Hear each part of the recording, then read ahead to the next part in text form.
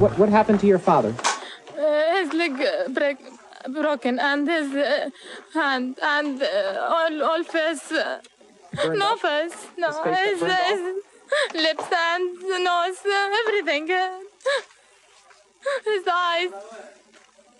It was very difficult reporting from inside Iraq because not only was the United States government not telling the truth, but Saddam wasn't telling the truth either, and there was just a bizarre conspiracy with both of these sides trying to create the same false impression that the civilians weren't being hurt, that people weren't being killed. And at the end of a week, we had pictures of what's known as collateral damage, suburban neighborhoods flattened, grandmothers and grandfathers dead, the type of things that nobody had seen and that nobody knew was going on. And we wanted to bring this back and show this to the American people because they did not know this. Most probably he was trying to hit this bridge.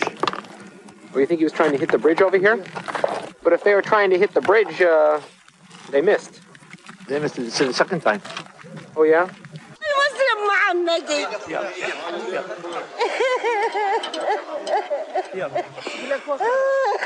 And what happened in this house here? What happened? One rocket. A rocket? One rocket, yeah. Yes. Is this where the people died? Yes, 14 people. 14 babies people and women and men. It's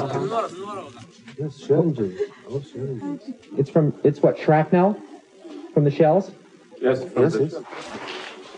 Doctor, are these the bodies of that family? The two women that are lying there? This is what's left of her family? That's it? Yes.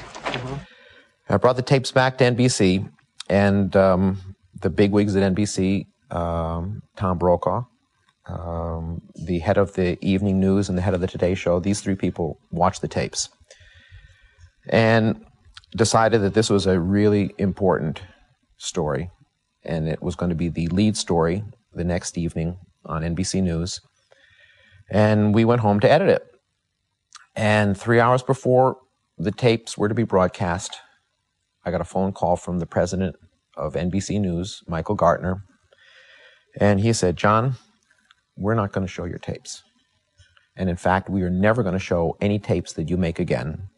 You're fired, and we will not broadcast these tapes." And I said, well, all the networks have their offices in the same little area of Manhattan. Let's call up CBS. And I went over to the phone booth and I called up CBS and I wound up speaking to their executive producer. He said, "Come on, show me the tape." So I showed him the tape and he was astonished because nobody had seen anything like this before. He said, "Well, we'll broadcast the tape. We'll put it on tomorrow night. And let me tell you something. Every time those bozos at NBC see you on CBS and you kick them in the teeth again, they'll be sorry they didn't broadcast the tape because this is the right thing to do. I'll broadcast it."